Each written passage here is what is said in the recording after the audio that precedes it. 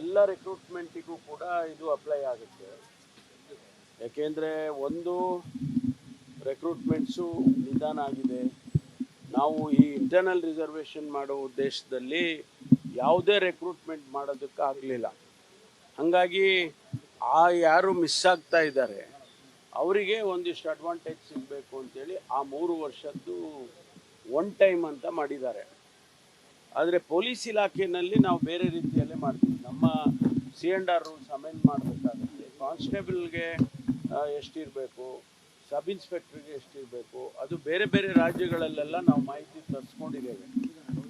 ಅವರು ಕೆಲವು 33 ವರ್ಷದ ತನಕ ಇದೆ, ಕೆಲವು 27 ವರ್ಷ ಇದೆ, ಕೆಲವು 30 ಇದೆ. ಈ ಥರ ಬೇರೆ ಬೇರೆ ರಾಜ್ಯದಲ್ಲಿ ಏನು ಅಪ್ಲೈ ಮಾಡ್ತಾ ಇದ್ದಾರೆ ಅದನ್ನೆಲ್ಲ ನಾವು ತರಿಸ್ಕೊಂಡು ಅದಕ್ಕೆ ಚರ್ಚೆ ಮಾಡ್ತಾ ಇದ್ದೇವೆ. ಅಂತಿಮವಾಗಿ ಇನ್ನೊಂದು ವಾರದಲ್ಲಿ ನಾವು ಕೂಡ C&R ರೂಲ್ಸನ್ನು ಅಮೆಂಡ್ ಮಾಡಿ ಅದಕ್ಕೆ ಸೂಕ್ತವಾಗಿ ನಾವು ಪರ್ಮನೆಂಟಾಗಿ ಕೊಡ್ತೇವೆ. ಇದು 3 ವರ್ಷ ಮಾನ್ಯ ಮುಖ್ಯಮಂತ್ರಿಗಳು ಮಾಡಿರೋದು ಒನ್ ಟೈಮ್. ಆದರೆ ನಮ್ಮ ಇದರಲ್ಲಿ ನಾವು 3 ಕ್ಯಾಟಗರಿನಲ್ಲಿ ಸಬ್ ಇನ್ಸ್ಪೆಕ್ಟ್ರು ಮತ್ತು ಕಾನ್ಸ್ಟೇಬಲರ್ನಲ್ಲಿ ಏನಿದೆ ಅದನ್ನು ಪರ್ಮನೆಂಟಾಗಿ C&R ರೂಲ್ಸ್ ಅಮೆಂಡ್ ಮಾಡಿ ಮಾಡ್ತೀವಿ. ಧರ್ಮಸ್ಥಳ ವಿಚಾರದಲ್ಲಿ ಆಕ್ಷೇಪ ಬರ್ತಾ ಇರೋದು ಹನುಮಂತನ ಬಾಲ ಥರ ತನಿಖೆ ಮುಂದುವರಿತಾನೆ ಇದೆ. FSL ವರದಿನೂ ಇನ್ನೂ ಬಂದಿಲ್ಲ. ಸೊ ಯಾಕೆ ಇಷ್ಟೊಂದು ವಿಳಂಬ ಆಗ್ತಿದೆ? ಒಂದು ಷಡ್ಯಂತ್ರ ಮಾಡಿದವ್ರನ್ನ ಬಂಧನ ಮಾಡ್ದೇನೆ ಯಾಕೆ ವಿಳಂಬ ಮಾಡ್ತಿದ್ದಾರೆ? ಅಲ್ಲ, ಅದಕ್ಕೆ ಕಾನೂನಿನ ತೊಡಕುಗಳು ಏನೇನಿದೆಯೋ ಅದು ನಾನು ಇನ್ನೂ ಚರ್ಚೆ ಮಾಡಿಲ್ಲ. ಆದರೆ SIT ಅಂತೂ ಅವ್ರ ಕೆಲಸ ಅವ್ರು ಮಾಡ್ತಾ ಇದ್ದಾರೆ.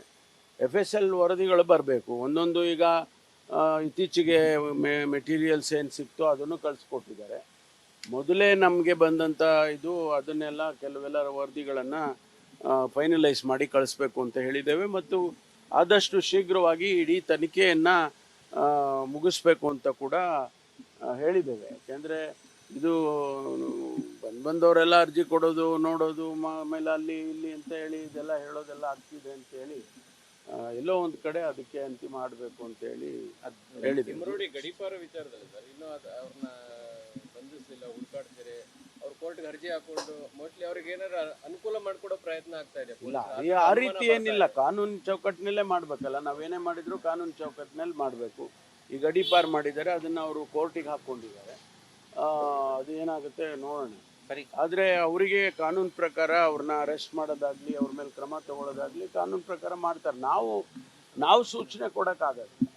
ಸರ್ಕಾರ SITಗೆ ಸೂಚನೆ ಕೊಡೋಕ್ಕಾಗೋದಿಲ್ಲ. ಅವ್ರೇನು ತೀರ್ಮಾನ ಮಾಡ್ತಾರೋ ಅಂತಿಮವಾಗಿ ಚಿನ್ನಯ್ಯ ದೂರು ಕೊಟ್ಟಿದ್ದಾನೆ ಸರ್, ಅದು ನೀವು ಸೂಚನೆ ಕೊಡೋಕ್ಕಾಗಲ್ಲ. ಆದರೆ ಅವ್ರು ಮಾಡದೇ ಇದ್ರೆ ಸರ್ಕಾರಕ್ಕೆ ಕೆಟ್ಟ ಹೆಸರಲ್ಲ. ಅಲ್ಲಲ್ಲ, ಮಾಡದೇ ಇದ್ರೆ ಅನ್ನೋ ಪ್ರಶ್ನೆ ಬರಲ್ಲ. ಬೇಗ ಅವರು ಸಮಯ ನಾವು ನಾಳೆ ಮುಗಿಸ್ಬಿಡಿ ಅಥವಾ ನಾಡದ್ದು ಮುಗಿಸ್ಬಿಡಿ ಅಂತ ನಾವು ಹೇಳೋಕ್ಕಾಗಲ್ಲ. ಯಾಕೆಂದರೆ ಅವರಿಗೆ ಮಾಹಿತಿಗಳು ಅವೆಲ್ಲ ಸಿಗಬೇಕಲ್ಲ. ಕನ್ಕ್ಲೂಡ್ ಮಾಡಬೇಕಾದ್ರೆ ಏನಾರು ಒಂದು ಮೆಟೀರಿಯಲ್ ಬೇಕಲ್ಲ. FSL ರಿಪೋರ್ಟ್ ಬರಬೇಕು ಅಥವಾ ಅಲ್ಲಿನ ವರದಿಗಳು ಫೈನಲೈಸ್ ಆಗಬೇಕು. ಅದೆಲ್ಲ ನೋಡಿಕೊಂಡು ಮಾಡ್ತಾರೆ.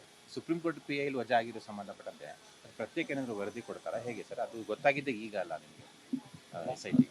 ಅದರಲ್ಲಿ ವರದಿಯಲ್ಲಿ ಬಹುಶಃ ಅವರು ತಿಳಿಸ್ಬೋದು. ಅದನ್ನು ಆ ಫ್ಯಾಕ್ಟರು ಕೂಡ ಕವರ್ ಮಾಡಲೇಬೇಕಾಗುತ್ತೆ. ಸರ್, ಹಿಂದೆ MLC ನಾಮನಿರ್ದೇಶನ ಸಂದರ್ಭದಲ್ಲೂ ಕೂಡ ಪಟ್ಟಿ ಎದ್ಲು ಬದಲಾಗಿತ್ತು. ಈಗ ನಿಗಮ ಮಂಡಳಿದು ಕೂಡ ಪಟ್ಟಿ ಎದ್ಲು ಬದಲಾಗಿದೆ.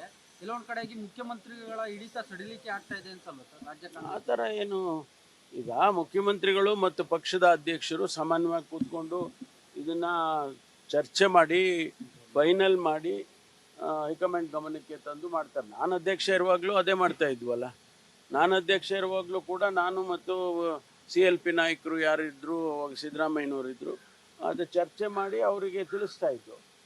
ಯಾರಿಗೆ? ನಮ್ಮ ಹೈಕಮಾಂಡ್ನವ್ರಿಗೆ. ನಾವೇನು ಅವರಿಗೆ ಪರ್ಮಿಷನ್ ತೊಗೊಂಡು ಅವ್ರಿಗೆ ಪಟ್ಟಿ ತೋರಿಸಿ ಅವ್ರ ಹತ್ರ ಅಪ್ರೂವಲ್ ತೊಗೊಂಡು ಏನು ಮಾಡ್ತಿದ್ದಿಲ್ಲ. ಆದರೆ ಅವ್ರಿಗೆ ಗಮನಕ್ಕೆ ಅಂತೂ ತರ್ತಾ ಇದ್ದು. ಎಲ್ಲ ಸರ್, ನೇಮಕಾತಿಗೆ ಶಿಫಾರಸು ಕಮಿಟಿಯಲ್ಲಿ ನೀವೇ ಇದ್ರಿ. ನಾನು ಸದಸ್ಯರಿಗೆ ಡೈರೆಕ್ಟ್ರು ಮಾಡೋದಕ್ಕೆ ನನಗೆ ಆ ಸಮಿತಿ ಮಾಡಿ ಅಧ್ಯಕ್ಷನ್ ಮಾಡಿದರು. ಅದಕ್ಕೆ ನಾವು 11 ಜನ ಅದಕ್ಕೆ ಕೂತ್ಕೊಂಡು ಎಕ್ಸರ್ಸೈಸ್ ಮಾಡಿ ಅವ್ರಿಗೆ ಕೊಟ್ಟಿದ್ದೇವೆ. ಅದನ್ನು ಅವರು ಅಡಿಷನ್ ಡಿಲಿಷನ್ ಎಲ್ಲ ಮಾಡ್ಕೊಂಡು ಮಾಡ್ತಾರೆ.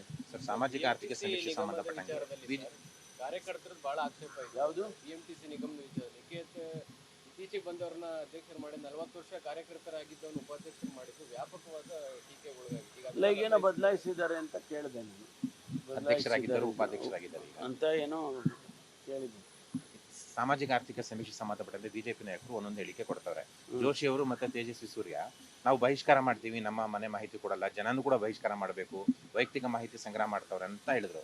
ಅಶೋಕ್ ಅವರು ಪಂಗನಾಮ ಹಾಕೋದಕ್ಕೆ ಸರ್ಕಾರ ಹೊರಟಿದೆ, ನಿಮ್ಮ ವೈಯಕ್ತಿಕ ಮಾಹಿತಿ ತೆಗೆದು ಗ್ಯಾರಂಟಿ ಮತ್ತು ಇತರ ಸವಲತ್ತುಗಳನ್ನ ಕಟ್ ಮಾಡ್ತಾ ಇದೆ ಅನ್ನುವಂತ ಹೇಳಿಕೆ ಕೊಡ್ತಾ ಇದ್ದಾರೆ. ಇದು ಗೊಂದಲ ಆಗಲ್ವಾ ಜನರಲ್ಲಿ ಅಂತ?